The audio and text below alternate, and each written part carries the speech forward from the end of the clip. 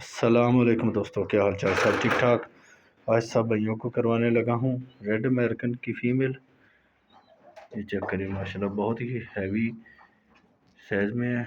और ये मेरा फेवरेट कलर आलमंड का मेल है, ये चेक कर सकते हैं। ठीक है, बहुत ही आउट क्लास का मेल है ये चेक करिए। और ये रेड की फ़ीमेल है, बहुत ही आउट क्लास का पेड़ है ये सब भाई चेक करें। इन्होंने एक एग भी नहीं कर लिया है, चेक करें। सब भाइयों को दिखाता हूँ, ये चेक करें। ठीक है, एग भी लेन किया है। तो सर्दी है जिसकी वजह से तकरीबन ज़्यादा जो फीमेल है इनको तो टाइम देना पड़ता है एग के ऊपर। अगर थोड़ी देर भी ये साइड पे हो जाए तो एग जो है वो ख़राब हो जाते हैं। तो ये चेक करें, बहुत ही आउट क्लास का पेड़ है। सब भाई लाइक कमेंट करके ज़रूर बताना और रिपोस्ट भी साथ लाजमी कर देना।